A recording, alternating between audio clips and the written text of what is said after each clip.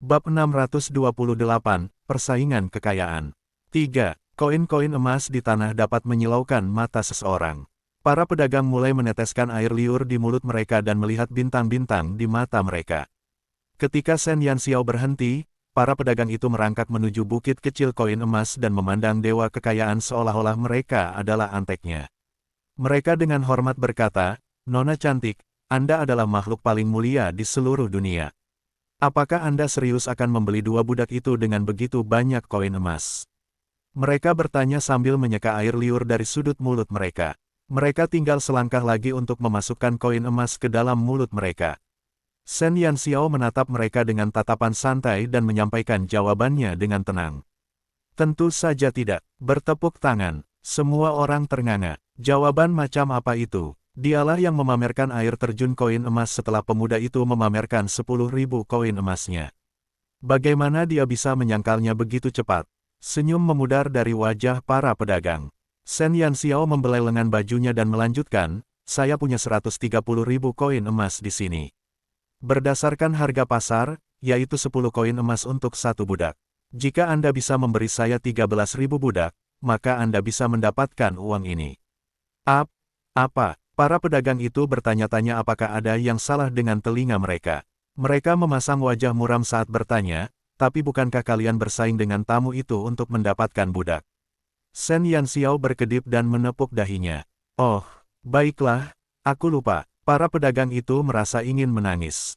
Bagaimana dia bisa lupa akan hal seperti itu? Apakah dia ingin menipu mereka?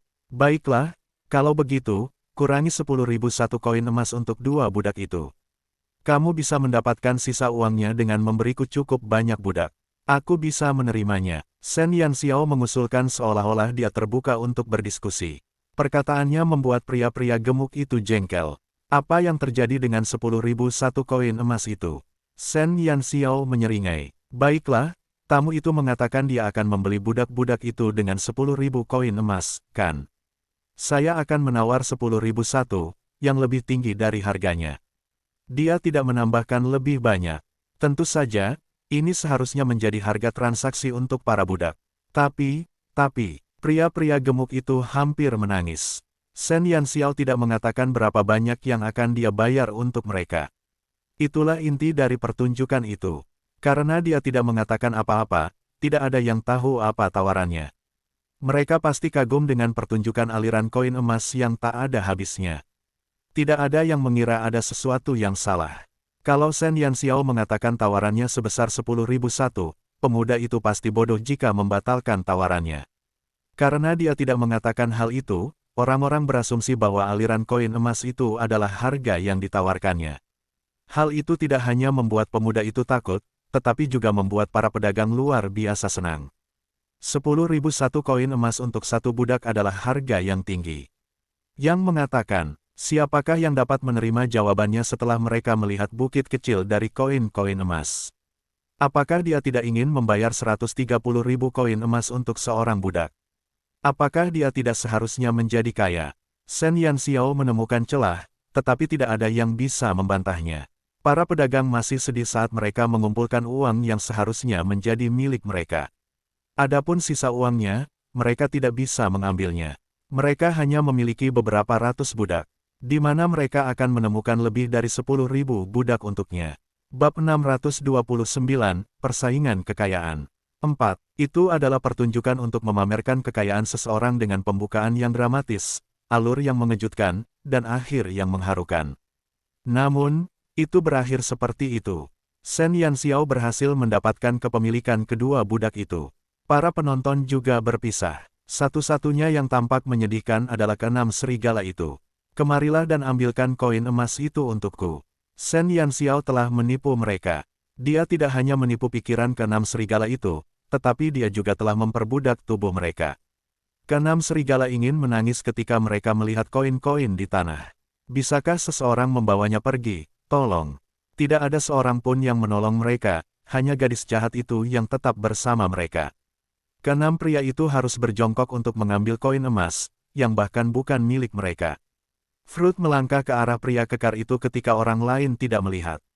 Fruit mengangkat kakinya yang panjang dan mengangkat pria kekar itu, yang telah lama tergeletak di tanah. Setan yang tinggi dan tampan itu menyeret pria kekar itu seperti seekor sapi dan menuju ke arah Shen Yanxiao. Apakah dia hadiah tambahan? Tanya Fruit. Shen Yanxiao menatap lelaki besar yang telah dilupakan orang lain itu dan mengangguk dalam diam. Pria besar itu menatap Shen Yanxiao dengan penuh semangat. Sementara yang lain mengurus tugas mereka, pria itu berlutut di depan Shen Yanxiao. Nona, terima kasih banyak atas kebaikan hati Anda. Saya akan membalas kebaikan Anda dan melayani Anda selama sisa hidup saya. Xiao Jiu yang kurus melangkah ke samping pria itu dan berlutut juga. Terima kasih, suaranya bergetar. Shen Yanxiao mengusap dagunya dan tenggelam dalam pikirannya yang mendalam saat dia melihat pria dewasa dan gadis muda itu. Apakah mereka sepasang kekasih yang mencoba kawin lari meskipun terdapat perbedaan usia, tinggi badan, dan berat badan? Shen Yanxiao menepuk-nepuk wajahnya tanpa suara dan menghentikan pikirannya yang melayang. Bangunlah, kau tidak perlu berterima kasih padaku. Aku hanya membelimu dengan uang, bukan membebaskanmu. Akan tetapi, pria dan gadis itu tidak terganggu dengan kenyataan itu. Itu sudah lebih dari cukup. Kau tidak membiarkan bajingan itu membeli Xiao Jiu. Untuk ini saja, aku sangat berterima kasih. Akan jauh lebih baik bekerja keras untukmu daripada membiarkan Xiao Jiu pergi dengan pria itu. Ucapan terima kasih pria berotot itu tulus, dan dia terdengar emosional. Shen Yanxiao menyadari ada makna yang lebih dalam dalam kata-kata pria itu. Pria muda itu mungkin tidak pintar, tetapi dia hanyalah orang biasa dari keluarga kaya.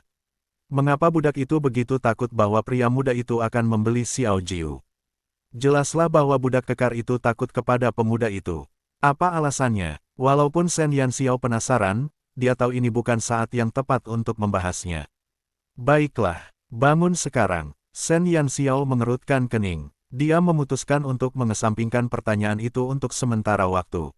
Dia mengeluarkan 2 jubah dari cincin interspatialnya karena tidak dapat diterima jika mereka berdua berpakaian compang camping saat mereka mengikuti mereka. Bab 630, Konstruksi Kota, 1.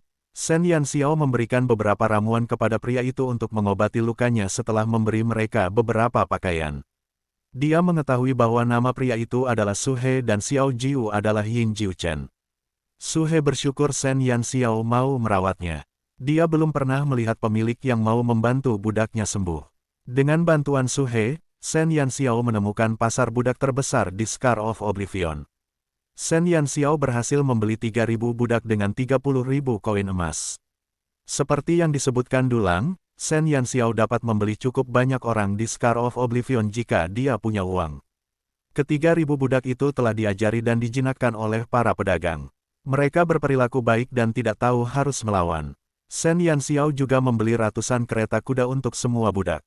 Selain itu, dia memberi mereka pakaian dan makanan. Para budak itu mengenakan pakaian bersih, memegang makanan segar di tangan mereka, dan menaiki kereta baru. Pada saat itu, tampak ada sesuatu yang berbeda di mata para budak itu. Mereka tidak pernah menyangka bisa hidup seperti manusia. Mereka yang pergi ke Scar of Oblivion untuk membeli budak biasanya akan menyuruh para budak itu pulang. Beberapa orang yang baik hati akan mengangkut para budak dengan cara mengurung mereka di dalam kandang besi dan menaruh mereka di kereta dorong. Tidak ada budak yang pernah pergi dengan kereta sebelum itu. Para budak itu merasa beruntung karena mendapatkan pemilik yang baik. Mereka diberi makanan dan minuman. Shen Yanxiao juga membuka kerah besi di leher mereka, yang merupakan simbol status mereka sebagai budak. Apakah kamu tidak khawatir mereka akan melarikan diri? Fruit bertanya pada Shen Yanxiao, yang sedang beristirahat dengan mata tertutup. Shen Yanxiao membuka matanya dan menjawab dengan tenang, apakah menurutmu mereka akan melarikan diri? Fruit tersenyum. Kau benar, para budak yang begitu patuh hingga tidak tahu harga diri. Mereka pasti sudah lupa naluri dasar mereka untuk melarikan diri. Mereka tidak seperti Su He atau Yin Jiu Chen. Su He dan Yin Jiu Chen ingin tetap hidup. Oleh karena itu, mereka tahu untuk melarikan diri. Namun, 3.000 budak lainnya telah tersiksa begitu parah oleh kenyataan sehingga mereka tidak mampu merasakan apapun. Mereka seperti boneka yang akan bertindak sesuai perintah pemiliknya dan tidak memiliki keinginan sendiri. Apakah mereka berbeda? Shen Yanxiao memiringkan kepalanya. Dalam benaknya, dia memikirkan hal lain. Mengapa pemuda itu bersikeras membeli Yin Jiu Chen? Mengapa Su He begitu menentangnya? Sen Yanxiao yakin dia akan mengungkap banyak masalah tentang pria dan gadis yang telah dibelinya. Apakah para budak akan mampu membangun kota setelah kita membawa mereka kembali? Serigala jahat bertanya pada Sen Yanxiao. Biarkan Paman Sembilan yang mengurus mereka. Semuanya akan baik-baik saja, kata Sen Yanxiao. Tak seorang pun berkata apa-apa lagi. Mereka tetap berada di kereta saat mereka bergegas kembali ke tanah terkutuk. Setelah beberapa hari perjalanan, barisan panjang kereta akhirnya tiba di gerbang Sun Never Sets. Dengan 3.000 budak, Sen Yanxiao akhirnya memecahkan masalah kekurangan tenaga kerja mereka. Lebih jauh di luar Sun Never Sets, 3 kelompok orang bersembunyi di 3 arah yang berbeda. Mereka melihat barisan kereta kuda yang panjang. Tak lama kemudian, berita tentang para pendatang baru itu akan tersampaikan ke kota masing-masing.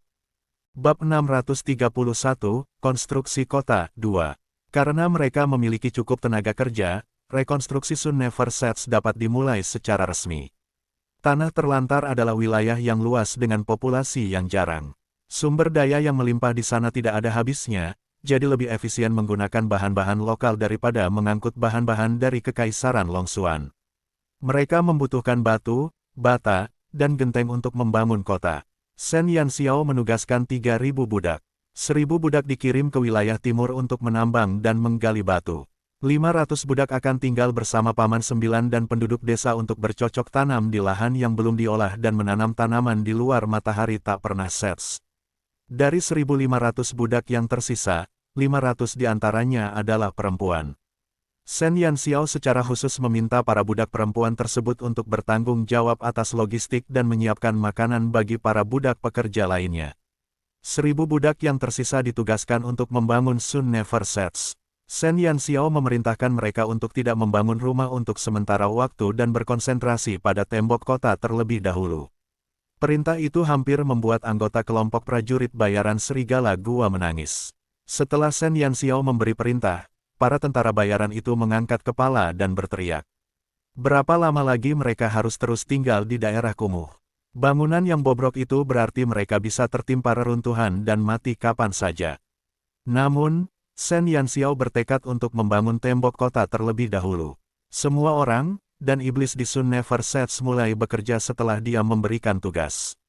Meskipun para iblis tidak dapat mengabdikan diri pada pembangunan, mereka dapat bergerak dan mengangkut material. Mereka yang berada di tim penambangan dibagi menjadi 20 kelompok kecil yang masing-masing terdiri dari 50 orang. 1 iblis tingkat lanjut, 5 iblis tingkat menengah, dan 100 iblis tingkat rendah akan bepergian bersama masing-masing kelompok sehingga iblis lain di lapangan tidak akan menyerang mereka. Sen Yanxiao mengalokasikan lahan di luar kota untuk menanam tanaman. Ia membawa banyak makanan, tetapi populasi kotanya telah mencapai lebih dari 3.000 orang. Makanan yang ia miliki dapat memenuhi kebutuhan mereka untuk sementara waktu, tetapi itu bukanlah solusi permanen. Beruntungnya, dia cukup cerdas untuk membeli banyak benih sebelum perjalanannya ke Forsaken Lands. Beri mereka ikan, dan Anda memberi mereka makan untuk sehari, ajari mereka cara memancing, dan Anda memberi mereka makan seumur hidup. Pembangunan berkelanjutan adalah aturannya. Di Sun Never Sets, para budak juga dibayar atas pekerjaan mereka. Sen Yanxiao bukanlah orang yang akan menindas dan mengeksploitasi para budak. Dia juga menawarkan mereka makanan dan pakaian. Dia memberi mereka harga diri. Setiap hari, setelah para budak menyelesaikan pekerjaan mereka, Sen Yanxiao akan memberi mereka masing-masing 5 koin emas. Mereka belum bisa menghabiskannya di Sun Never Sets, tetapi koin-koin itu akan segera menunjukkan nilainya. Para budak berterima kasih atas apa yang telah dilakukan Sen Yanxiao. Mereka yakin bahwa mereka akan menjalani sisa hidup mereka di pasar budak itu tanpa adanya keadilan sama sekali. Bahkan jika mereka cukup beruntung untuk dibeli, mereka tetap harus melanjutkan hidup mereka tanpa martabat maupun hak asasi manusia. Sen Yanxiao telah membebaskan mereka dari identitas mereka sebagai budak. Dia telah melakukan lebih dari itu, dia menghormati mereka dan mengakui nilai mereka sebagai manusia, sama seperti orang lain. Dia memberi mereka koin emas, dan itu adalah sesuatu yang tidak pernah terpikirkan oleh para budak untuk mereka miliki. 5 koin emas untuk 1 hari kerja. Mereka bisa mendapatkan 10 koin emas setelah 2 hari kerja, sama dengan harga jual budak. Para budak tidak mampu merasakan apa-apa karena mereka tidak punya harapan.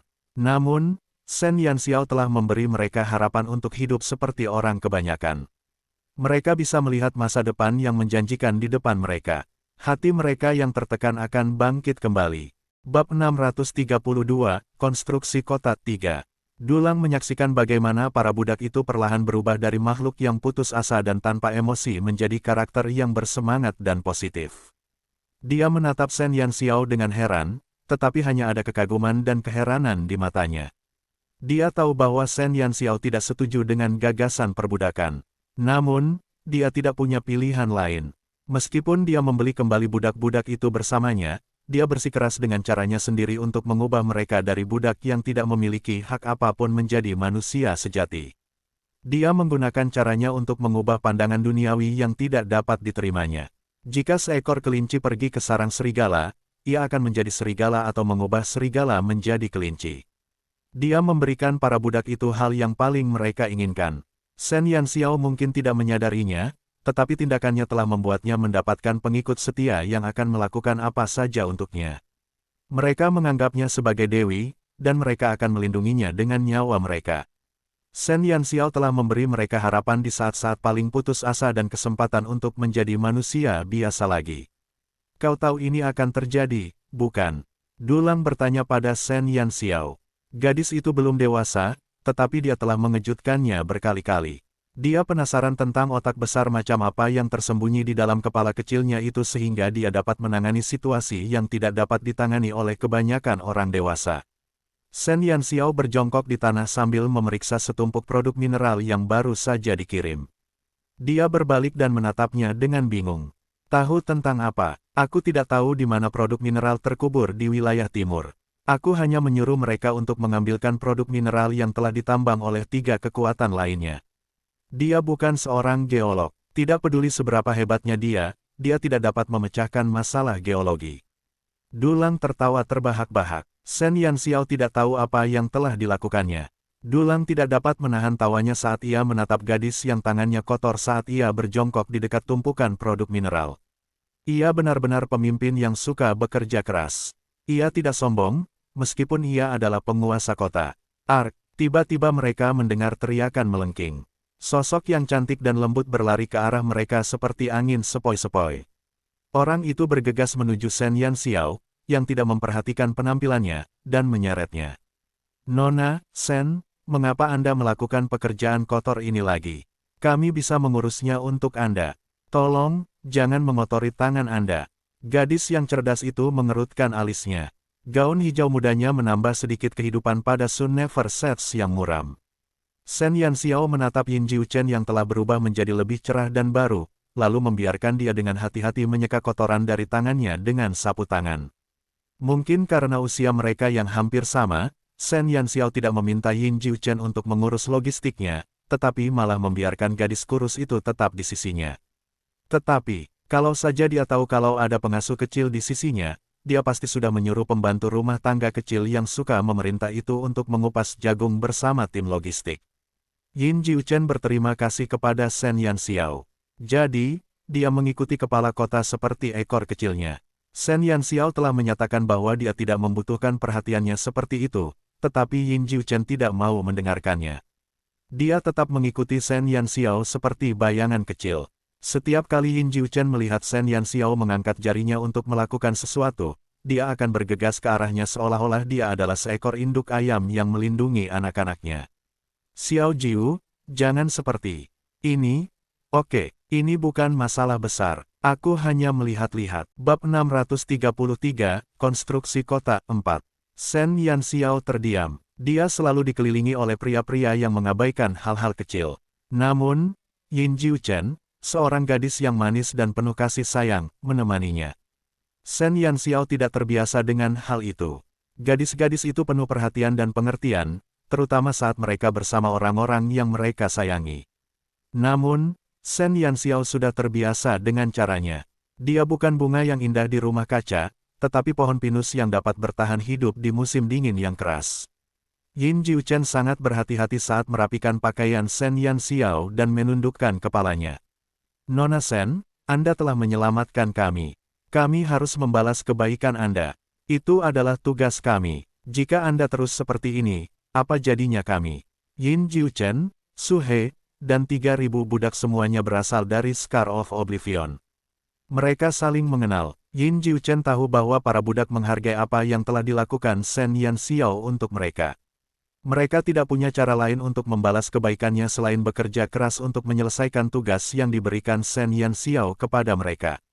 Hanya dengan begitu mereka akan merasa pantas mendapatkan koin emas, pakaian, dan makanan yang mereka terima. Yin Jiuchen bertekad. Shen Yanxiao menatapnya lalu menoleh ke Dulang yang berdiri di samping. Dulang terkekeh. Biarkan Xiao Jiu merasa tenang. Kau cukup misterius mengenai keberadaanmu. Kau tidak tahu ini, tetapi itu membuat gadis itu takut. Dia akan tidur di sampingmu jika kau menghilang lagi. Shen Yanxiao menghela napas. Usia mereka hampir sama, namun, entah mengapa, dibandingkan dengan Yin Jiuchen yang lembut dan berpikiran jernih, Shen Yanxiao merasa seolah-olah dia sama santai dan perkasanya dengan seorang pria. Apakah dia diam-diam seorang wanita besi? Aku akan mencoba. Shen Yanxiao tidak punya pilihan lain. Dia bisa saja berteriak dan memarahi pria seperti Dulang, tetapi dia tidak tega melontarkan komentar jahat pada gadis itu.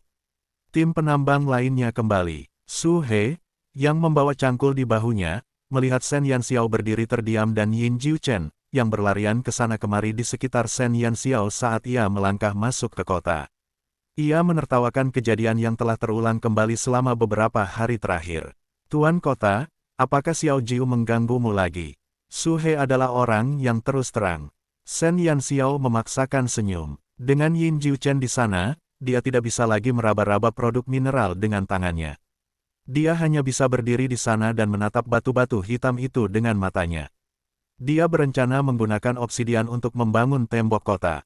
Dia bisa tetap tenang bahkan jika ada yang meledakkan tembok kota dengan bom. Itu adalah keputusan yang luar biasa. Jika seseorang ingin menggunakan obsidian untuk membangun tembok kota di tempat lain di dunia, orang lain akan menyebut orang itu orang gila.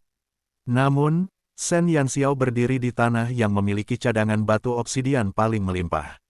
Dia dapat melakukan hal-hal yang bahkan tidak berani dilakukan orang lain. Su He, bagaimana kabarmu hari ini? Tanya Shen Yanxiao. Sudah lebih dari setengah bulan sejak dia menugaskan orang untuk menambang. Setengah dari tembok kota telah dibangun selama waktu itu. Kecepatan yang cepat itu adalah berkat para budak. Untuk menunjukkan rasa terima kasih mereka atas kebaikan Shen Yanxiao, para budak bekerja keras siang dan malam. Dalam banyak kesempatan, Shen Yanxiao harus berkeliling kota di tengah malam untuk memberitahu para pria agar beristirahat. Su He menjawab, tambang yang kami kelola cukup kecil. Jadi, hasil produksi mineralnya juga agak sedikit. Saya berencana untuk membawa beberapa orang bersama saya dan memeriksa tambang lainnya. Bab 634, Konstruksi Kota, 5. Shen Yanxiao merasa tertarik. Anda dapat mengetahui lokasi urat mineralnya. Su He tersenyum dan berkata, sebelum aku berada di Scar of Oblivion, aku adalah seorang penambang. Itu adalah suatu kebetulan yang luar biasa. Bagus, aku serahkan masalah itu padamu. Shen Yanxiao bersukacita karena telah melakukan hal yang benar di Scar of Oblivion. Su He adalah bakat yang langka dan berharga baginya dan kotanya. Sangat sedikit budak yang memiliki keterampilan. The Sun Never Sets membutuhkan bakat, dan masalah itu telah mengganggu Shen Yanxiao. Pada tahap awal pembangunan kota, masalah tersebut tidak terlalu menonjol. Namun, masalah tersebut menjadi masalah yang signifikan pada tahap pembangunan selanjutnya setelah pembangunan selesai. Shen Yanxiao tidak berniat memberikan laporan lengkap kepada Kaisar Kekaisaran Longxuan. Identitasnya sebagai penyihir adalah masalah yang sensitif, dan itu bisa menimbulkan masalah yang tidak perlu. Sangat mungkin Kaisar akan mencoba menyabotase dirinya alih-alih menawarkan bantuannya. Setelah dia memeriksa produk mineral, Shen Yanxiao mengirimkannya ke tim konstruksi. Shen Yanxiao sangat gembira melacak selesainya tembok kota. Apakah ada hal lain yang lebih memuaskan dari itu? Kota itu hanya miliknya. Kekaisaran Longxuan maupun keluarga Vermilion Bird tidak dapat mengklaimnya. Kota itu miliknya dan hanya miliknya. Selama waktu itu, anggota kelompok prajurit bayaran Serigala Gua sudah terbiasa hidup bersama para iblis. Mereka tidak ikut serta dalam pembangunan tembok kota, tetapi interaksi mereka dengan para iblis sudah menjadi hal yang biasa. Pandangan dunia para tentara bayaran telah sepenuhnya berubah. Shen Yanxiao meminta kedua Phoenix dan burung vermilion untuk tetap tinggal di kota. Mereka menggunakan kekuatan mereka yang besar untuk menghancurkan rumah-rumah kumuh di kota, tetapi mereka membiarkan beberapa rumah berdiri sehingga semua orang dapat tinggal di sana untuk sementara waktu. Semua bangunan lainnya dihancurkan untuk memudahkan pembangunan di masa mendatang di kota. Ketiga binatang mistis itu dapat menimbulkan kehancuran dengan sangat hebat. Mereka bersenang-senang seolah-olah itu adalah sebuah permainan. Lan Fengli mengikuti Shen Yanxiao seperti ekor kecilnya. Namun, dia menjadi pendiam di hadapan orang lain seperti Yin Jiuchen, meskipun dia tidak pernah mengalihkan pandangannya dari Shen Yanxiao. The Sun Never Sets menuju masa depan baru, dan para pengintai yang dikirim oleh ketiga negara lainnya tidak melewatkan satu hal pun. Kemakmuran The Sun Never Sets membuat tiga pemimpin kekuatan lainnya gelisah dan cemas. Di dalam kota iblis fantasi, Geng duduk di kursinya sambil mendengarkan laporan dari para pengintai. Dia dalam suasana hati yang muram. Apakah kau mengatakan bahwa matahari tak pernah terbenam tiba-tiba memiliki lebih banyak orang dan mereka sudah mulai membangun kembali kota? Tembok kota hampir selesai. Benarkah? Geng Di tidak dapat mempercayai apa yang didengarnya. Bagaimana Shen Yanxiao mencapai begitu banyak hal ketika dia baru tiba di tanah terlantar kurang dari sebulan yang lalu?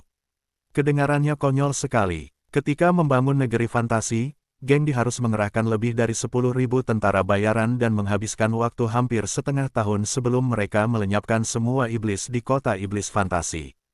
Tampaknya Shen Yanxiao berhasil melewati bagian itu dan langsung membangun kota itu. Itu di luar dugaan siapapun.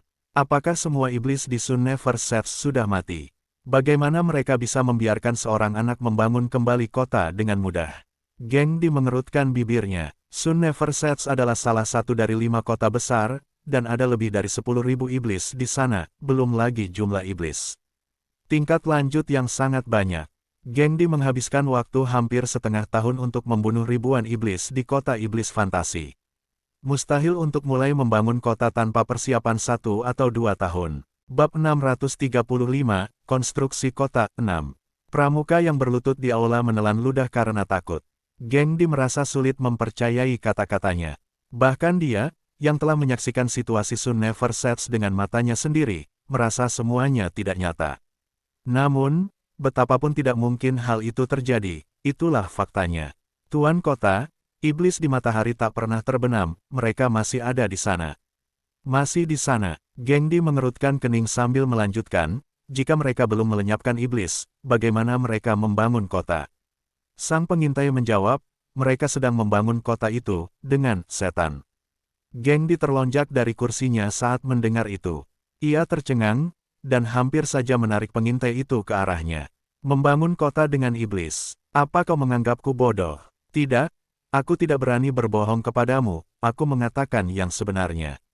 Tak seorang pun dari kami mengerti apa yang sedang terjadi. Tetapi kami melihat bahwa iblis di Sun Never Sets tidak pernah mencoba menyerang manusia di sana. Mereka bahkan membantu manusia dalam pembangunan. Kami mengamati mereka selama beberapa saat, dan setiap hari, puluhan tim akan berangkat ke berbagai daerah di wilayah timur untuk menambang.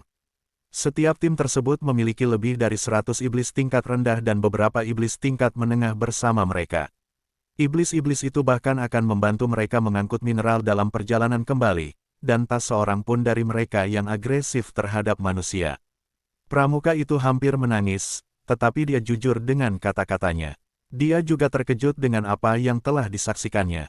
Para pengintai mengamati situasi tersebut selama beberapa hari. Mereka bahkan mulai bertanya-tanya apakah ada sesuatu yang terjadi pada penglihatan mereka. Sejak kapan setan-setan ganas itu mulai membantu manusia alih-alih memangsa mereka? Bagaimana mungkin, meskipun situasinya aneh, Geng Di yakin bahwa pengintai itu tidak akan berani bicara omong kosong. Iblis membantu mereka membangun kembali kota. Bahkan dengan Demon Confuser, mereka hanya bisa menghentikan para iblis mencium bau mereka. Mengapa mereka mau membantu manusia? Geng Di bingung, seluruh situasi ini sangat misterius. Persaingan antara iblis dan manusia telah berlangsung selama lebih dari 1000 tahun, dan itu bukanlah sesuatu yang akan berubah dalam semalam. Mengapa situasi di Sun Never Sets begitu absurd? Awasi mereka dan segera beritahu aku jika kamu punya berita. Geng Di duduk dengan khawatir. Dia tidak pernah menyangka Shen Yanxiao akan mencapai kemajuan secepat itu. Dia mengira butuh waktu setidaknya 1 atau 2 tahun sebelum dia bisa mulai membangun kembali kota itu. Geng Di begitu yakin sehingga dia tidak menyuruh anak buahnya untuk mengambil tindakan apapun terhadap Shen Yanxiao. Dia ingin menunggu dan melihat. Namun, kemajuan Sun Neverset telah berkembang dengan kecepatan yang tak terbayangkan, dan hal itu membuatnya khawatir. Ia khawatir bahwa Sun Neverset, sebuah kota yang tidak dapat ia kendalikan, akan meraih kesuksesan dalam waktu singkat. Tuan Kota, Kurui, yang telah pulih sepenuhnya dari cederanya, berdiri di samping Aula. Dia menatap Geng Di yang temperamental dengan sangat hati-hati. Alis Geng Di berkerut. Kemudian, dia bertanya kepada Kurui, ketika kamu bertemu gadis itu tempo hari, apakah ada sesuatu yang menonjol darinya? Kurui menelan ludah karena takut sebelum menjawab, gadis itu cantik, dan dia membawa 2 binatang mistis bersamanya. Selain itu, tidak ada yang mencurigakan tentangnya. Dia juga merasa aneh ketika mendengar laporan itu. Dia yakin Geng Di akan membalas dendam dan memberi Shen Yanxiao pelajaran. Namun, sepertinya semua yang dia dengar hari itu gila.